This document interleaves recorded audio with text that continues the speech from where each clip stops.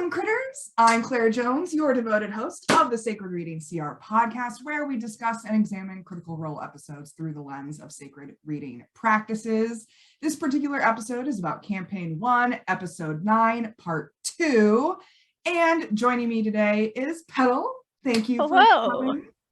So I did look up icebreaker questions ahead of time today. I put it in my notes. And so the question is, what's the worst thing you ever did as a kid and got away with it? Oh, that's a very good question, because as a kid, I was terrified of getting in trouble. I was definitely a little goody two-shoes kid.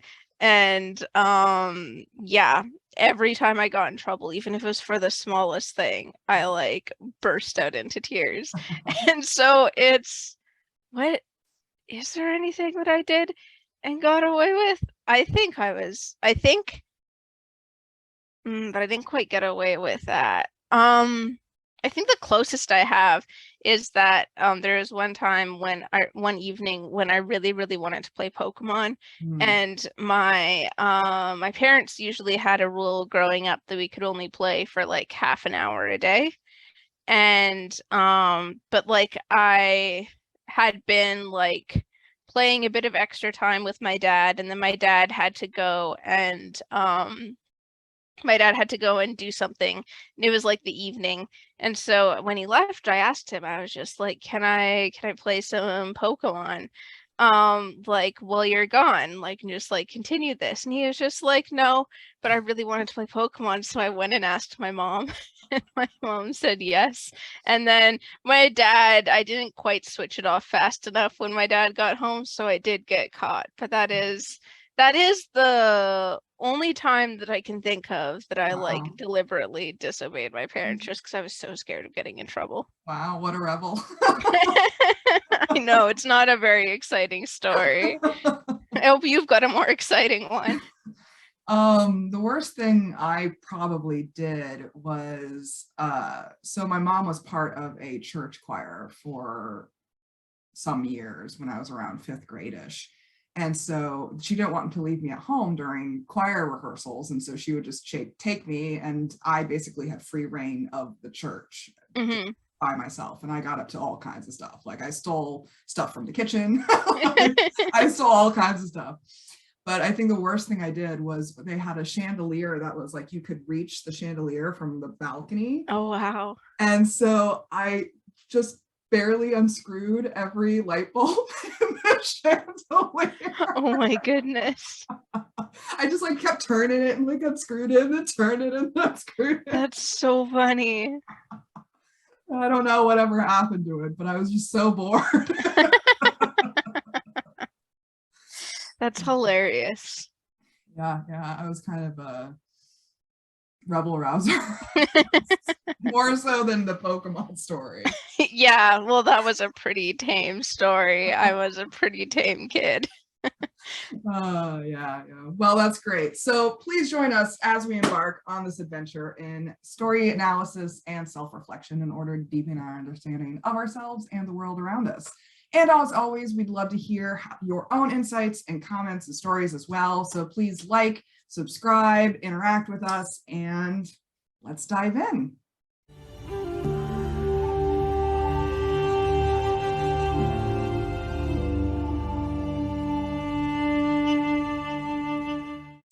So, in the second half of this episode, Vox Machina have just recovered their group member Grog, who was temporarily kidnapped by a Durgar queen in the Underdark.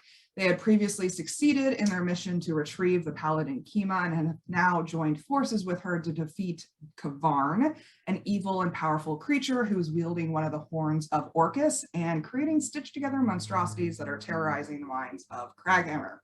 They awake from a long rest and have a conversation with Clarota, the group's friendly neighborhood mind flayer, about his home city, Yug'voril? Is that how you pronounce it? I have no idea. I haven't the slightest idea. Yug'voril, something like that, where Kvarn is currently holding court in the Center Temple. He reminds them that he was exiled from his city before Kvarn's time and hopes to earn his reacceptance by helping the group defeat Kvarn, who is controlling the Mind Flayer's hive mind. They then continue down the tunnel toward the city as Clarota's excitement increases, and Tiberius asks him about his arcane abilities. Grog hits on Kima along the way, and Vex trades armor with her. Pike does some healing repairs on Vax's foot that was melted by lava in a previous episode, and Vax pulls Keyleth aside to ask if she's all right, while they all chat about the plan as they walk.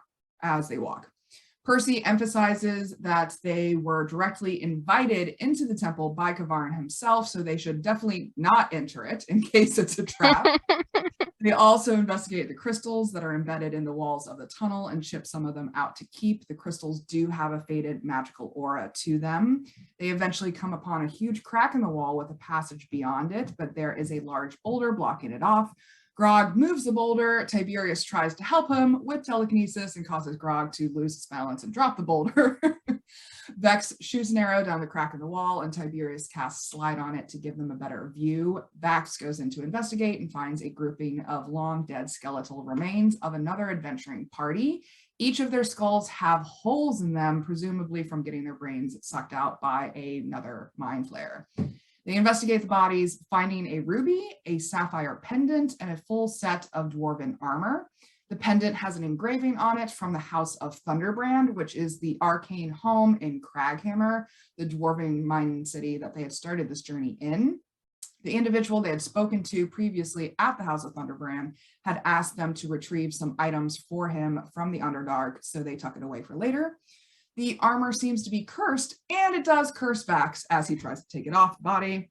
But luckily, Kima does have the remove curse spell and promptly casts it on the armor and Vax. Kima takes the armor for herself, and then they continue on, but not before Vax and Vex have a squabble over the leather armor that Kima is discarding in classic sibling fashion. Eventually, they start hearing the sounds of waves and come upon an enormous cavern that contains an island in the middle of a large body of clear, fresh water. The crystals they have seen previously are now covering the entirety of the walls. They poke around and investigate further, finding a stone bridge that reaches to the closest edge of the island. They also see a tall fungal forest surrounding the city on the edges of the island, as well as some sunken boats at the bottom of the lake. Keyleth jumps into the water, transforms into a shark, and Grog follows her as himself. They investigate the boats a bit, but they don't find anything, so Keyleth picks him up on her shark back and swims around a bit. Why not?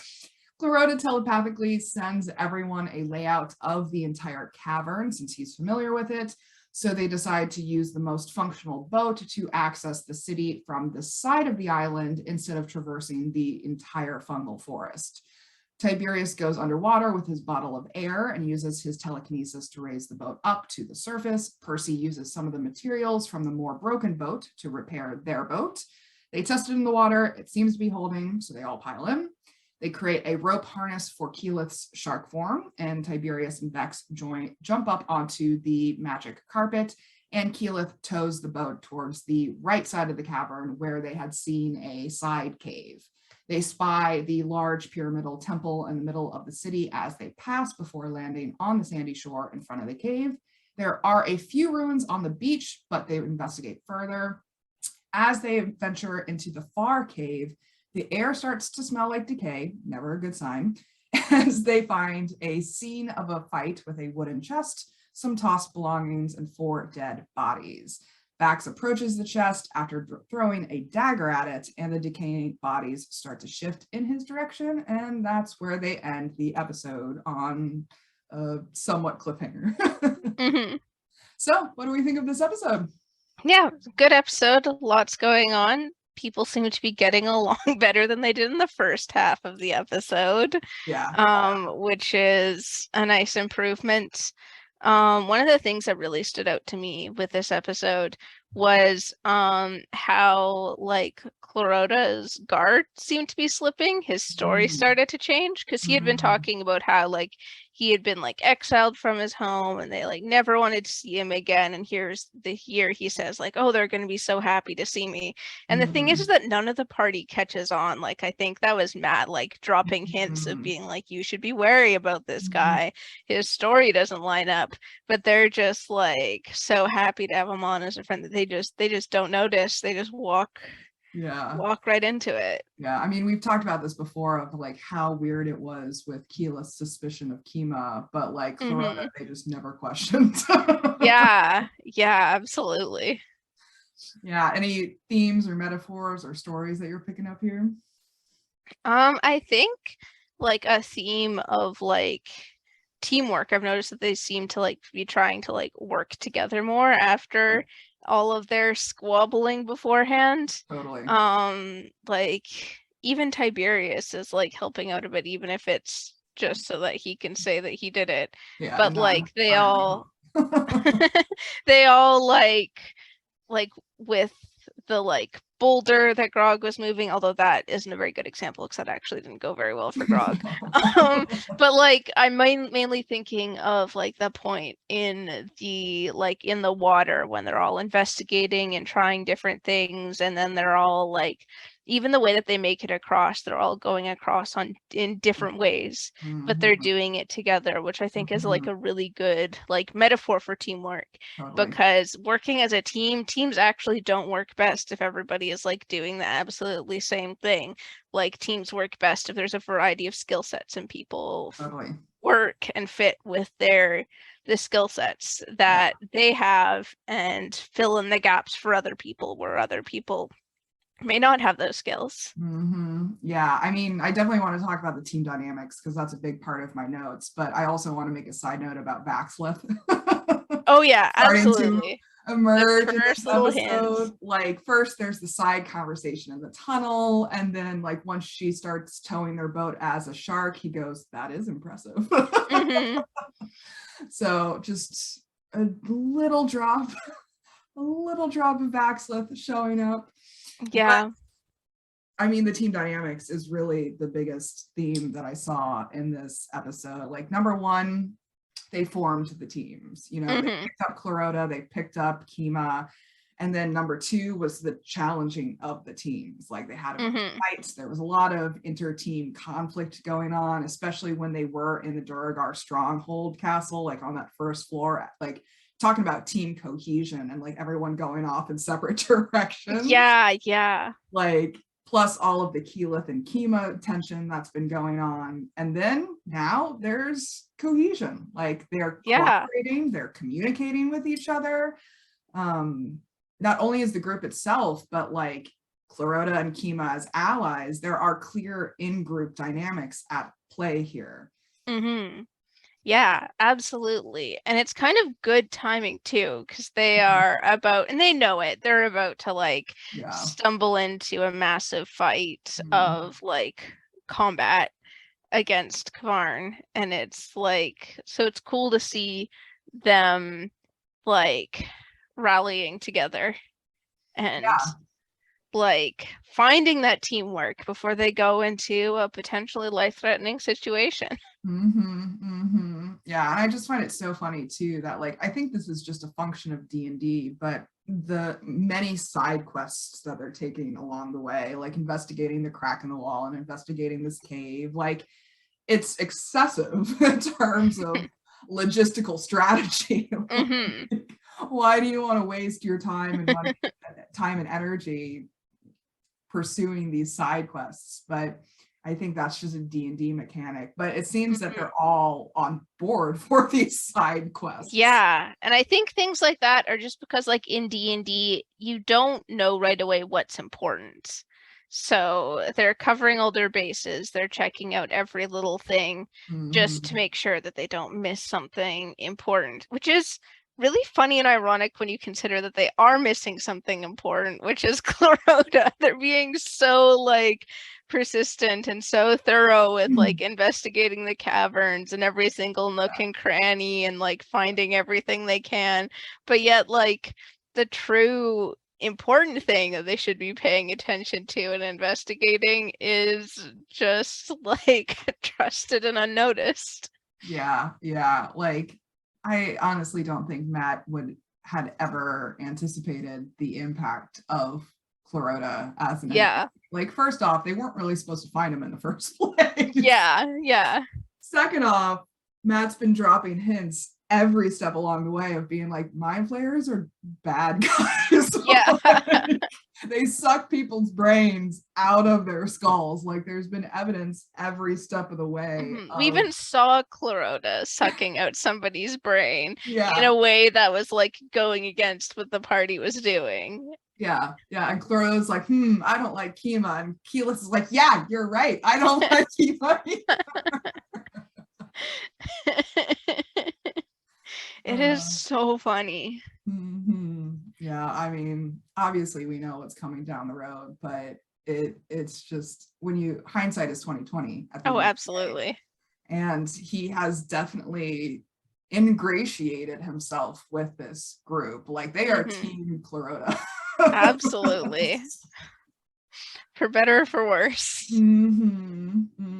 So what kind of personal experiences are coming up for us? I think one of the things when we mentioned just about like trust and stuff like that is I remember at one point I had a friendship that I trusted this person so incredibly much. But in retrospect, there were so many red flags.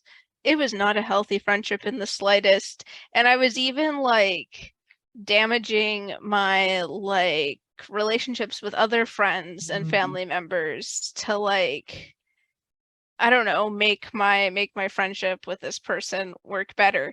And just like in retrospect, it reminds me of how like just the way we were talking about this episode and the way we were talking about their like spurning Kima because their loyalty is with Clarota, who really has like no good intentions in his body.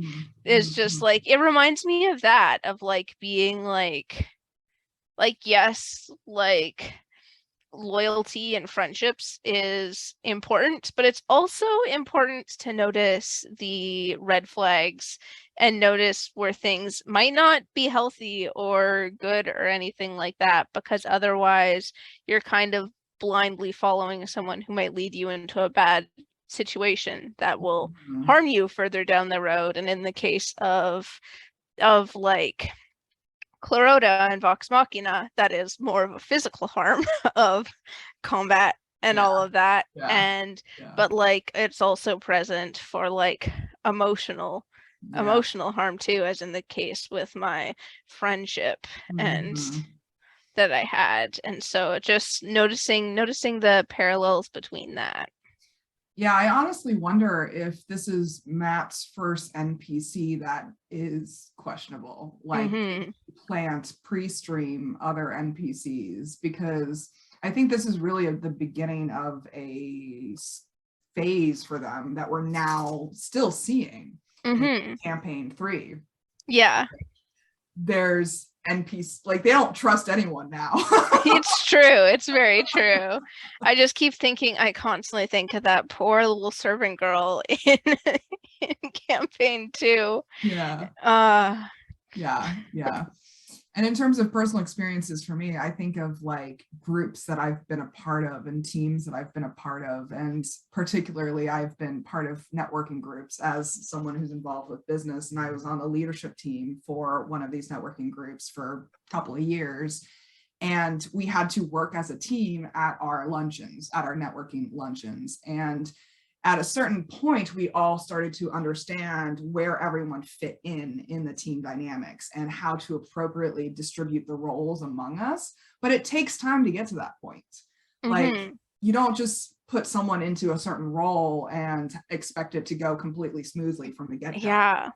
And like sometimes you have to switch roles, sometimes you have to like juggle roles, and like you find what people's strengths are, you find what people's skills are, what their weaknesses are, and then you create this more cohesion that we're talking about here. And then you're able to like, for the bigger events that we did, like we did a yearly summit, which was like way bigger than our usual monthly luncheons. And by that point, we have such seamlessness among us that we can pretty much just like make eye contact, and like, be like pointing, and like people understand what you're talking about what to do. And once you get to that point with a group, it's kind of fun, things move at a clipping pace when you hit that groove. Absolutely. Yeah, it's such a satisfying point to reach. Yeah. I've done a lot of event work over the years. I used to work for a theater when I was in my early 20s, and I was pretty much the festival intern. Like, I did everything for the festival that we had. And I'm talking like thousands of people came through on this theater festival. And at a certain point, like, it's not even like a thinking thing. It's more of like autopilot, and you just do without even realizing really the impact of what you're doing. You just do it, you fill the need, and then you move on to the next thing, especially with large events like that. And it's so useful to have a team that backs you. Yeah, absolutely. So what are we being called to do as a result? I think, like, for me, I think mostly just like, again, like making sure I am putting my trust in the right people. And also, as we've been talking about with teamwork, just like paying more attention to the way that teams function and how the teams in my life function. And use that the way that we've been talking about it, about looking for like everybody's roles and things like that, and just being more aware of that so that I can help make things work more smoothly. Most of the groups, like the teams that I'm in, are pretty smooth, but like just something to like be aware of and pay attention to. Yeah, I mean, I'm giving myself a reminder, I think, that challenge is to be expected. Oh yeah. You know, like, I've almost been working on myself in the last few months of trying to like savor the challenge more and appreciate it as part of the process. Like, instead of being like, oh, I'm being challenged, I'm being tested, this isn't going the way that I want it to like lean into that and be like, all right, what does the other side look like? Instead of making it a obstacle that stops you or redirects you in a certain way. It's like, all right, so what's the other side of this? Yeah. Is it possible to get to that? Is it possible to enjoy the challenge process so that you're better off after the fact? It's been an interesting experiment. It sounds like it. Yeah. Well, I mean, we've been talking about this. We had to reschedule this recording multiple times. Oh yeah, definitely. Especially on my side, I've been dealing with a lot of tech issues. A lot of my electronics decided to fry at the same time. And leaning into that and being like, I'm glad this is happening, is such a big mindset shift. And being like, I would imagine. Yeah, because honestly, all of the electronics are ones that needed to be upgraded anyway. So it's just kind of like, it just was unfortunate that it happened all at once. Yeah, that doesn't make it any easier for you. Yeah. I was like, all right, I'm getting better things as a result of this. So I have to somehow generate this gratitude for this process and lean into it more instead of just resisting it the entire way. Because if you do resist it, it's probably just going to like continue longer. You're just going to be in the challenge, the test for a longer period if you don't accept it. Yeah, you got to find ways to like work with it in order to move through it a lot of the time. Yeah, totally. Well, anything you want to add before we wrap up? Can't think of anything. This was a short half of the episode, so it was pretty short. Yeah, so it makes sense that we have a shorter podcast for today. But as always, these are powerful themes that we're talking about here. And I'm also really interested to see the evolution of the themes over the episodes that we're talking about here. It's not just one theme per episode. It's like how that theme evolves over time, which I find super fascinating as well. Well, I think already in the conversations that we've had about the group dynamics, because I know you and I have done a lot of that, of like talking about like the conflict and all of these different stages, and it's kind of all leading together and flowing together, and so it's already connecting. Yeah, and we haven't even, I mean, we're like on episode 9. Yeah, so far to go. So Yeah. much Orion left. Oh my goodness. Yeah. I mean, I think it's under 20 episodes left at this point. Yeah, it would be. Yeah, but I mean, there's 150 in this campaign. It's true. All right. So audience, we definitely encourage you to reach out and share your own thoughts and feelings and insights as well with us. We'd love to know how these episodes, these early episodes of Critical Role have impacted you in your own lives as well. Special thanks to Petall again for joining me on this episode. It's been an absolute pleasure per usual. Yeah, thank you for having me once again. Yeah, I really enjoyed this. Yeah. So next time we'll be discussing Campaign 1, Episode 10, Part 1. And joining me is going to be Alyssa again. I'm excited to get back with her. And I'm always looking for more co-hosts and guests. So if you're interested in coming on this podcast, please share your perspectives and reach out to us. I'm going to be accessible via email or on Tumblr, and I'll sign you the sign-up form. So I can't wait to chat with you all. In the meantime, please comment, like, and subscribe below. Follow us on Tumblr at Sacred Reading CR. And until next time, may all beings be peaceful, may all beings be free, and always, always, always remember to love each other. Take care, guys.